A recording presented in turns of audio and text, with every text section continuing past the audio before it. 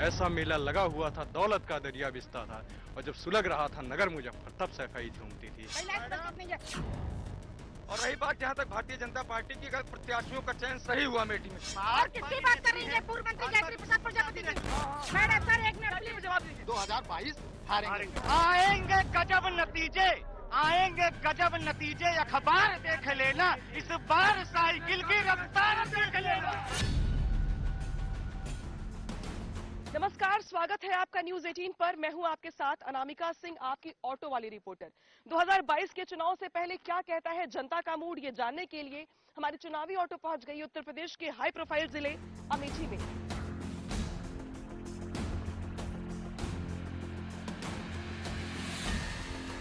अमेठी ऐसा जिला जो कभी कांग्रेस का गढ़ रहा, कांग्रेस का मजबूत किला रहा, लेकिन 2014 के बाद हर चुनाव में कांग्रेस का ग्राफ यहां पर गिरता रहा। और आज हालात ये हैं कि यहां पर सांसद हो या विधायक, दोनों ही बीजेपी से है।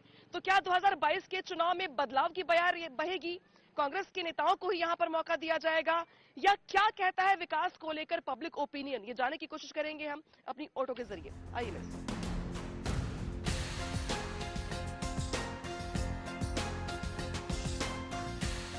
कांग्रेस शासनकाल में यहां पर तोहफों की बारिश हुई, बड़े बड़े ऐलान हुए, लेकिन बावजूद इसके 2014 के बाद बीजेपी ने यहां पे अपनी पकड़ को मजबूत कर लिया। और शायद यही वजह रही कि यहां से राहुल गांधी भी चुनाव हार गए। लेकिन 2022 के चुनाव को अगर लेके बात की जाए तो विधानसभा चुनाव के मद्देनजर क्या कहता है जनता का मूड, खास तौर पर नौजवानों का? यहाँ पर बहुत विकास हुआ है। पहले यहाँ बाईपास नहीं था, ओवरब्रिज नहीं थी सपा काल में, यहाँ चारों तरफ गुंडई होती थी।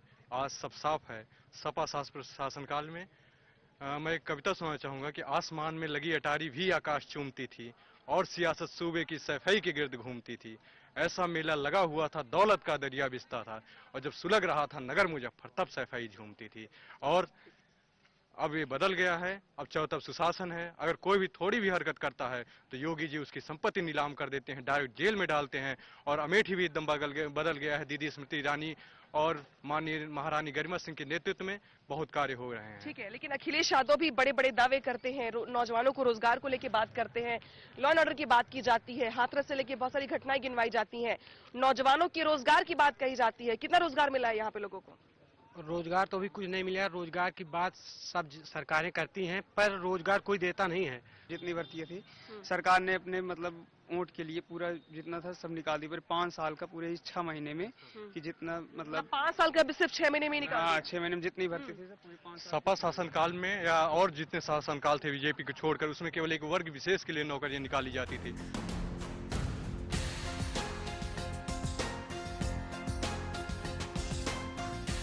प्रदेश में प्रियंका गांधी की सक्रियता ने कार्यकर्ताओं में नया जोश भर दिया है। हालांकि ऐसा पहली बार नहीं है जब प्रियंका गांधी यूपी में सक्रिय है।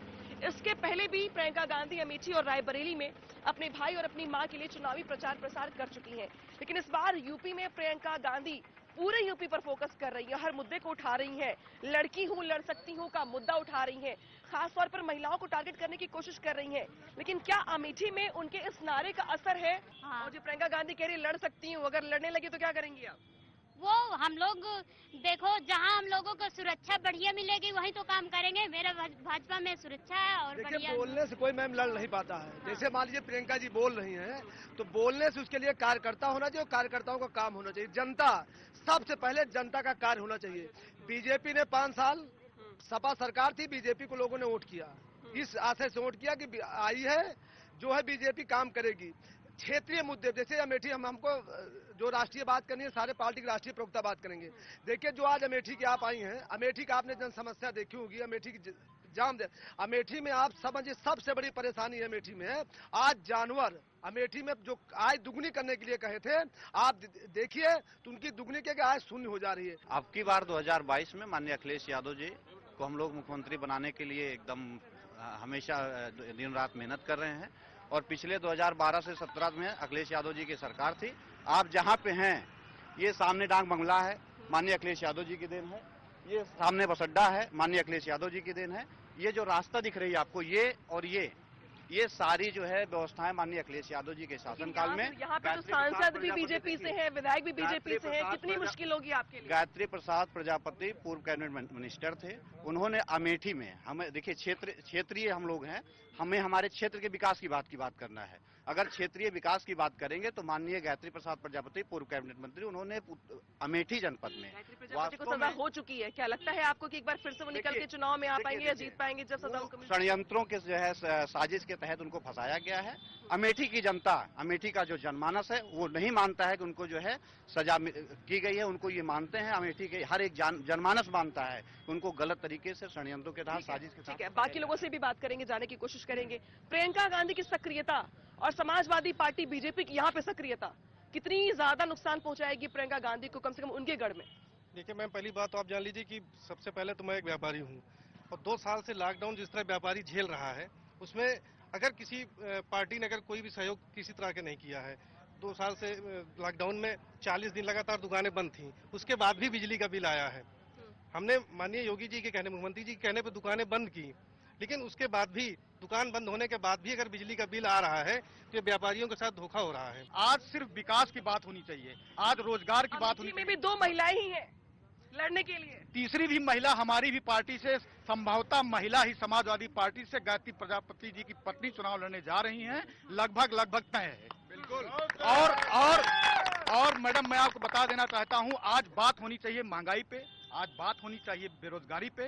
तो कांग्रेस पे कहीं दिख रही है। 2014 पे जिस तरीके पे दीदी स्मृति जी ने लगातार अमेठी को आगे बढ़ाया है, और समाजवादी पार्टी में जो भ्रष्टाचार, कुशाफन, अराजकता था, लोग वोट नहीं करेंगे, भारतीय जनता पार्टी पुनः सरकार बनाएगी। और अमेठी की बात करिए विकास के दृष्टिकोण पे, अमेठी में लगातार चाहे केंद्रीय विद्यालय रहा हो, सैनिक स्कूल रहा हो, बाईपास की समस्या रही। यही बाईपास राहुल गांधी आते थे, फंस जाते थे अपने काफिले के साथ। 2014 से लेके कोई सुनवाई नहीं थी। 2019 में भूमि पूजन हुआ, बन के तैयार होने वाला है, ओवर ब्रिज बन रहा है। हॉस्पिटल की स्थिति भाई साहब ने बताया। ये भाई साहब मुझे दिखा रहे थे कि ये रास्ता उन्होंने समाजवादी पार्टी ने बनवाया, ये डाक बंगला समाजवादी पार्टी ने बनाया। तो काम को लेकर लड़ाई होगी, यहाँ पे लड़ाई वर्चस्व की होगी? नहीं, काम की लड़ाई होगी, विकास की लड़ाई होगी। भारतीय जनता पार्टी निश्चित रूप से सरकार बनाएगी, क्योंकि विकास के रूप में जो है कार्यों की बात है तो 1-2 मुद्दे तो ये गिना सकते हैं कि हमने ये कार्य किया। इन्हीं भाई साहब के द्वारा इस जो ऐतिहासिक बाईपास बन रहा है, आप देखिएगा, आपके ही चैनल से दिखाया जाता था, इस पे धान की रोपाई करते थे ये लोग। आज और दूसरी चीज जान लीजिए, इसी अमेठी में एक रेलवे ओवर ब्रिज की बात हो रही थी, जो कि 35 साल से उस मुद्दे पे चुनाव लड़ा जा रहा था। वो मुद्दा इन 5 सालों में खत्म, क्योंकि ओवर ब्रिज बन रहा है, ऐतिहासिक बाईपास बन रहा है। अभी यहाँ पर अखिलेश यादव भी बहुत बड़ी बड़ी बातें कह रहे हैं चुनाव को लेकर और कामकाज को लेकर। स्मृति ईरानी एक्टिव पहले से है यहाँ पे, प्रियंका गांधी लड़कियों लड़ सकती हूँ कह रही है। किसकी दावेदारी ज्यादा मजबूत लग रही है आपको? यहाँ पे इस बार गांव में जो लोग हैं, मूल वोटर जो होते हैं, इस बार सपा का परचम पूरी तरह से, क्योंकि जनता जो है त्रस्त हो चुकी है महंगाई, भ्रष्टाचारी, महिला सुरक्षा लेके हर चीज से। इस बार सिर्फ अमेठी में अगर आप हम लोग लोकल क्षेत्र से हैं, इस बार माननीय गायत्री प्रजापति की पत्नी महाराजी प्रजापति को चुनने के लिए पूरी तरह जनता तैयार है, क्योंकि इस बार इस तरीके के उन पर आरोप लगाए गए, जिस तरीके से सजा का उनके लिए कहा गया, इसके बाद लगता है आपको कि सिंपैथी उनको मिलेगी या नाराजगी झेलनी पड़ेगी? जी, इसका बिल्कुल सिंपैथी पूरी तरह से मिल रहा है और काम की दम पे मिल रहा है। जो उन्होंने काम किया है आज तक, जो वर्तमान यहाँ भाजपा के विधायक हैं, जनता के बीच में कभी दिखती नहीं है। 5 साल हो गया है, उनका ना एक काम दिखता है, ना वो दिखती हैं। विधायिका जी कहाँ दिखती हैं? विधायिका जी दिखती हैं, जहाँ जाना होता है वहाँ जाती भी हैं। जो कार्य हैं, बहुत कार्य होते हैं, उनके प्रतिनिधि भी हैं। नहीं जाती हैं, बाकी विधायिका जी, सांसद जी सब लगातार हैं, इनके घर नहीं जाती हैं। समाजवादी पार्टी जो कार्यकर्ता उनके यहाँ जाएंगे, दिखेंगे। समाज में लड़की हूँ, लड़ सकती हूँ की बात पर, तो लड़की है। विधायिका जी से ये नहीं है कि हम विधायिका जी और सांसद महोदय हमारे यहाँ आए, हमें इस चीज की जरूरत नहीं।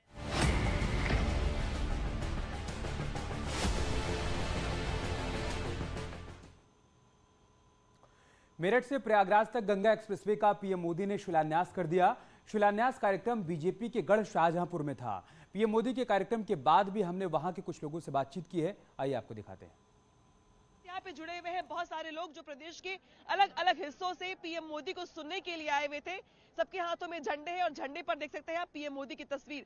कुछ ऐसा ही जोश और उत्साह भी पीएम मोदी जब बोल रहे थे उस वक्त भी दिखाई दे रहा था। शुरुआत में आपसे करूंगी, किस जिले से आए आप? मैं शाहजहांपुर से हूँ। शाहजहांपुर से है, तो शाहजहांपुर के लिए तो पीएम मोदी ने आज खुलकर अपनी बात कही और कई बार यहाँ की स्थानीय जुबान में भी बहुत सारी बातें कही, कैसा लगा सुन के? मुझे बहुत अच्छा लगा और मुझे शाहजहांपुर के नागरिक होने का गर्व है। जो सौभाग्य की बात है कि मोदी जी हमारे शाहजहांपुर में 4थी बार प्रवेश करे हैं और 5वीं बार पूर्ण बहुमत सरकार बना के 6ठी बार भी यहाँ पे आएंगे। माननीय प्रधानमंत्री जी के संबोधन में हमारे जिले को जो सौगात मिली है वो बहुत ही महत्वपूर्ण है और हमारे प्रधानमंत्री जी और हमारे माननीय योगी जी की सरकार में जो विकास हुए हैं वो जनता के हित के सारे विकास हुए हैं। भूमाफिया और गुंडा राज खत्म हुआ है। और ठीक है। पीएम मोदी के संबोधन के बाद कैसा महसूस हुआ आपको? क्या लगा? पीएम मोदी ने ऐसी कोई खास बात कही जो आपके दिल को छू गई हो? वो सबसे अच्छी उनकी ये बात लगी, वो यहाँ की जो मातृभाषा है उसके बारे में बोले, वो सुन के बहुत ही अच्छा लगा। जो माफिया राज था वो जड़ से खत्म हुआ। बोलो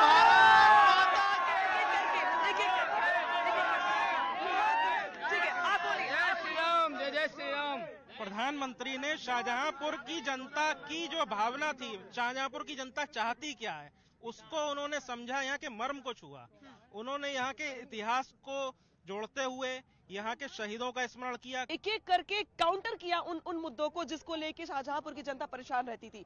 आपने बताइए कैसा लगा आपको पीएम मोदी का संबोधन सुनकर के, और पहले क्या सोच के आए थे और अब कितना बड़ा सरप्राइज लगा? ये गंगा एक्सप्रेस वे है, 12 जिलों से होकर जो गुजर रहा है। हमारी क्रांतिकारी धरती शाहजहांपुर ये शहीदों की नगरी के नाम से जानी जाती है। यहाँ के हमारे जो नेता है माननीय सुरेश कुमार खन्ना जी, उनकी देखरेख में ये इतनी बड़ी जिम्मेदारी, इतनी बड़ी रैली रखी गई। जो रैली हमारी जो अपेक्षा थी उससे कई ज्यादा गुने यहाँ पर लोग पहुंचे और प्रधानमंत्री जी ने उसका खुलकर यहाँ पर बखान भी किया। एक बहुत उत्साह था बहुत दिन से, जब 18 तारीख लोग बताया था तो आज बहुत मजा आया। और नौजवानों से बात करेंगे हम। आप बताइए पीएम मोदी का संबोधन सुनकर कैसा लगा, और अभी क्या लगता है 2022 के चुनावों को लेकर क्या माहौल दिखाई दे रहा है आपको? माहौल योगी जी के ही फेवर में दिखाई दे रहा है और योगी और मोदी जी की ही सरकार दोबारा आएगी। हर हर मोदी। कुछ और लोगों से बात करेंगे हम। 2022 के चुनाव को लेकर क्या माहौल दिखाई दे रहा है पीएम मोदी के आज के संबोधन के बाद, इतनी बड़ी सौगात के बाद? बहुत ही अच्छा माहौल दिखाई दे रहा है और यहाँ पर जितनी सीटें हैं सारी सीटें जीती जाएंगी भाजपा से। सीटें हैं, 6 विधानसभा सीट इस बार जीत रहे हैं। पिछली बार 1 रह गई थी किन्हीं कारणों से, लेकिन इस बार 6 का छक्का लगने वाला है। शाहजहांपुर में एक सिक्सर जाएगा, लगेगा छक्का। योगी खन्ना जी करेगा, वोट उसे मिलेगा। जनता सब जान गई है, कहीं जातिवाद नहीं है, कहीं परिवारवाद नहीं है। जो जनता चाहेगी वो उसी को चुनेगी बस। ठीक है, तो जो काम करेगा उसको वोट, बस उसी को वोट मिलेगा। बीजेपी काम कर रही है आप लोगों की अकॉर्डिंग? सबसे अच्छा ये लगा कि मोदी जी ने कहा कि जनता का पैसा जनता की जेब में रहेगा। सबसे अच्छी बात ये लगी, कहा जब घर से संतुष्ट आएगा तो देश के विषय में सोचा जाएगा। जब देश हित में सोचेंगे ना तो देश में विकास होगा। तो कुछ कहना चाहते हैं? योगी मोदी जिंदाबाद। शाहजहांपुर में हमारी सूद में अभी तक इतना कभी काम नहीं हुआ जितना इस सरकार में, माननीय योगी जी की सरकार में शाहजहांपुर में जितना रोड का विकास, लाइट का विकास और तमाम लोगों को जो आवास, प्रधानमंत्री शहरी आवास, ग्रामीण आवास, सड़कें हैं, सभी सड़कों बड़ी अच्छी स्थिति में है। 50% जो है प्रधानमंत्री आवास योजना लोगों को मिली है, उसका लाभ मिला है और मोदी जी ने कहा कि उसका लाभ मिलता ही रहेगा आगे भी। शाहजहांपुर की भाषा बोलकर ही हमारे दिल को छू लिया है मोदी जी ने, हृदय तक स्पर्श करते हुए गए, बिल्कुल अंदर तक घुस गए। हर हर मोदी, हर हर मोदी, का जोश देख पर समझ पा रहे होंगे आप कि 2022 के चुनाव से पहले जो ये बड़ी सौगात कम से कम बीजेपी की ओर से आज दी गई है। शाहजहांपुर में पीएम मोदी ने आधारशिला रखी गंगा एक्सप्रेसवे की, और इस मौके को पीएम मोदी के संबोधन के बाद जिस तरीके के लोगों के रिएक्शन है, ये साफ दिखाई दे रहा है कि बीजेपी का प्रयास भी यही है कि ऐसे ही कार्यक्रमों के जरिए आगामी चुनाव को लेकर माहौल बनाया जाए, और ये माहौल अब कम से कम शाहजहांपुर में पीएम मोदी के संबोधन के बाद दिखाई भी दे रहा है। अनामिका न्यूज़ 18 शाहजहांपुर।